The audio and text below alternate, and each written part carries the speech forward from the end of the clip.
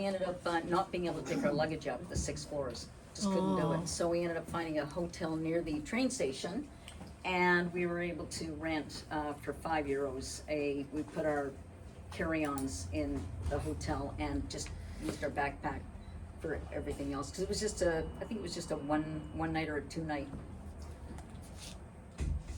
Save on transit. Take free walking tours. Godsend.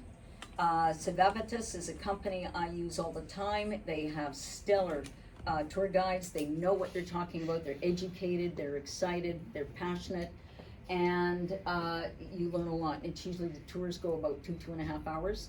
I did it when I was in Bordeaux. I went on one in Paris, and at the end of the 2 hours, 2.5 hours, of course, you want to leave them a nice tip. But it's certainly more affordable than some of the ones that are over $100 for a 2-hour tour. Use public transit, feel like a local. Walk everywhere, I sure did. Lost a lot of weight in my 3 months as well. Maybe that had something to do with it. Car rental. Here's what I learned, but not until I was halfway in my trip, was that when you rent a car, find a credit card company like RBC Infinite Rewards. Is our RBC person here, or did she have to leave? Yeah, I love my RBC Infinite Rewards, and I found out that you get your your car insurance is free if you use the card. The petite train, you'll see a photograph there. Now this is in Court-sur-Seal. They have petite trains in a lot of the small villages, and it's a lot of fun. You might think it's a little touristy, and some people might diss this, but I think it's a lot of fun, because you can then plug in a headset with the language of your choice, and you can learn about the different landmarks of the city. So it gives you, it's that whole finger on the pulse that I like.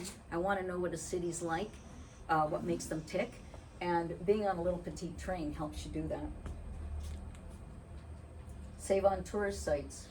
The first thing I usually beetle to when I'm in a town, I go right to tourist information. They are a mecca of free information, and they'll tell you the best places to go, see, and do, and affordably. And there's often passes, city passes, even buy a city or attraction pass. You can get discounts into museums and galleries and so on. Save on food. Yeah, I did a lot of shopping in grocery stores, the Carrefour, the Intermarché, the Lidl, and I would eat a lot of my dinners just on my own. Of course, you don't want to not eat in restaurants, because that's part of the cultural experience as well. This is, by the way, this is an Aise in France. My God, the French love their nougat. Bring a usable water bottle. That says, that's just. This highlights and lowlights of my trip. Here's the highlight. My God, Saint-Chapelle in Paris, a violin concert, and I bought a ticket, and my goodness, I was one of the first people in line, so I got to sit in the front seat, and that was the only photograph I could take before they said no cameras. So, but a magical experience, and this is what makes your trip so joyous, are little events like this. What I didn't, there's the low light in this. I used my credit card to pay. I was using cash for everything, because transactions cost a lot of money with your credit cards, so I wasn't using them.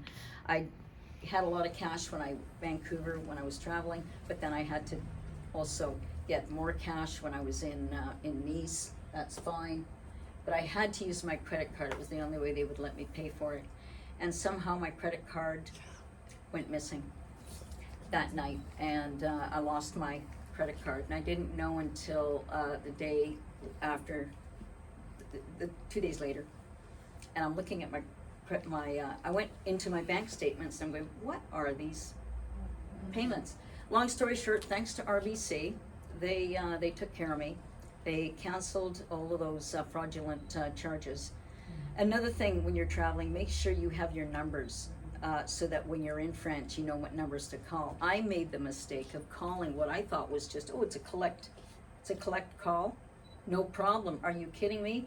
My SIM card carrier didn't look at that as a collect call, and I think it was 40 euros for me for that call to RBC.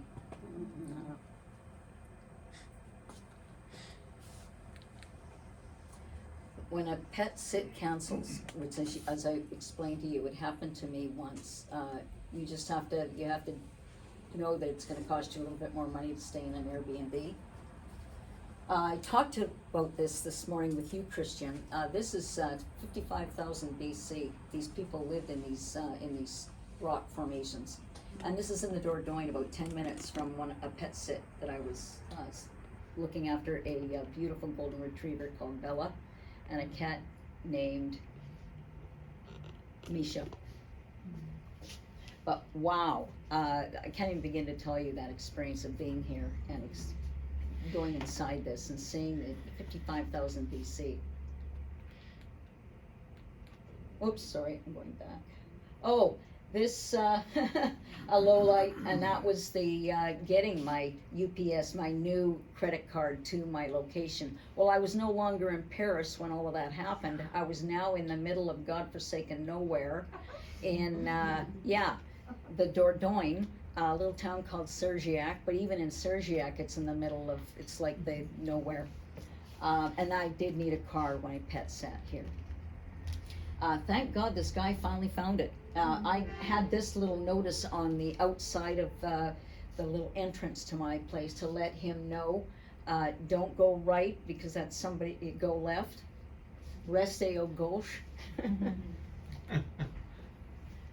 And of course, when you rent a car, not everything goes as smoothly as planned. Well, I rented the car, and it was down in the 4th floor underground.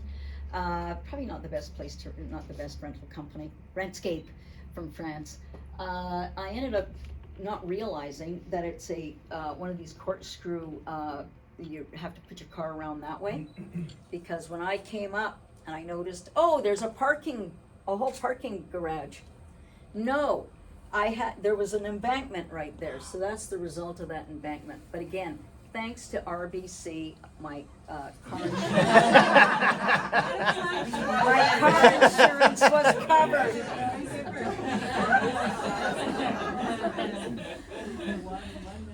Don't talk about your finances, talk about the credit card. Just want you to, just a couple of things that just make me excited, and that was Lyon, the old village of Lyon. Oh my God, that cathedral, Notre Dame, will blow your mind. I don't have photographs to show you. You'd have to have a private meeting with me if you really, it's just, the photography was just beyond belief.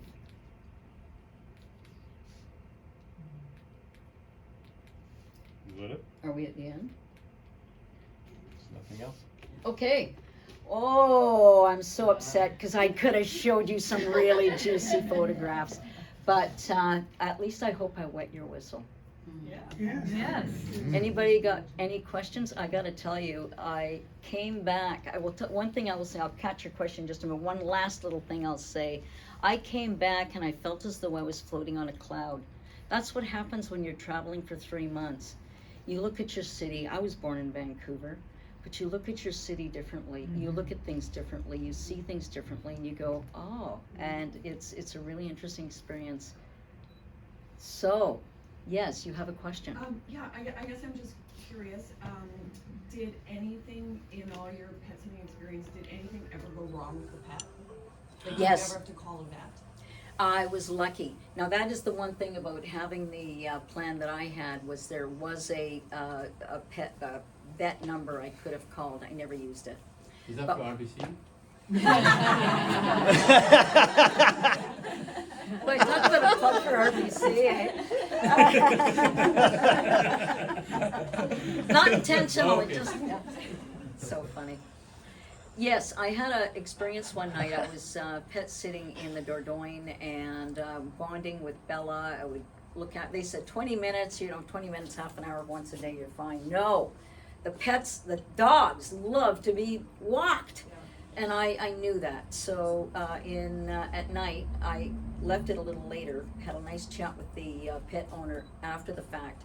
But we were going through through the alley to get out to take her for a walk, and she saw a deer, Oh.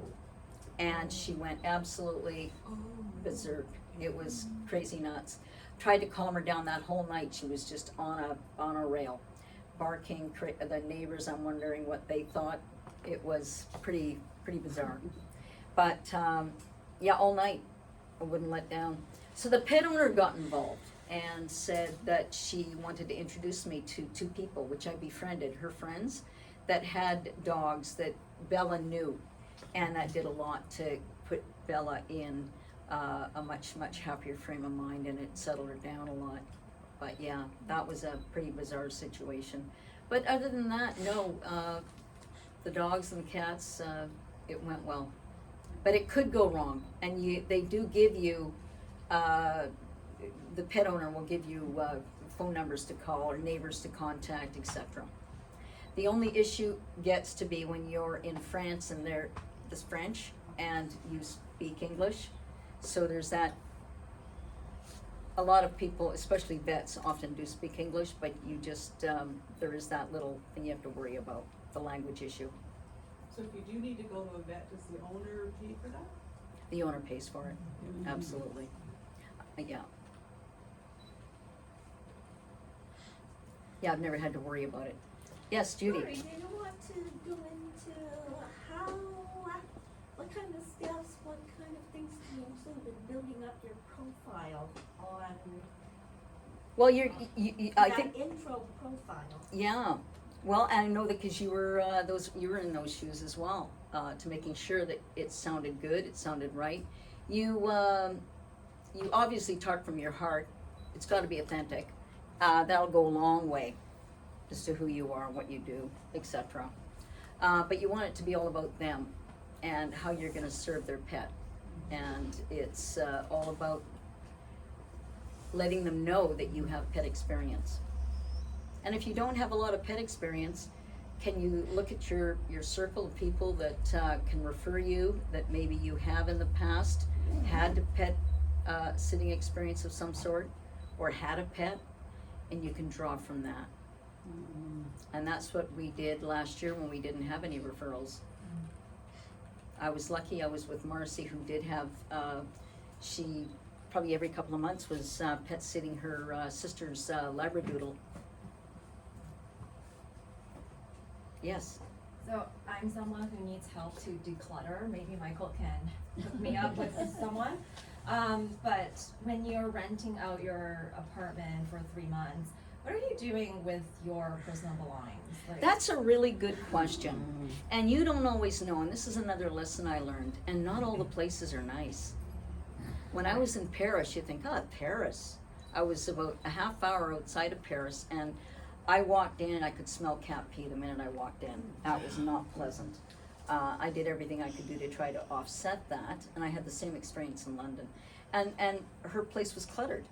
And what can you do about that? You have to work around it. She meant, what What do are you you doing do with your stuff? your stuff when you're My stuff, traveling for 3 months? well, I usually get a bedroom. And then I will just put my stuff in in the bedroom. I've got all I have when I travel for 3 months, and I've done this really well. I have a carry-on. Well, I just don't want other people to Your go through home. my stuff when I'm renting out Oh, my I'm the only things. one in the home. No, When no, you're you're renting out own. your Oh, when I'm house. renting, when I'm renting Yeah, out. what are you doing with your stuff? It's locked in one of your bedrooms?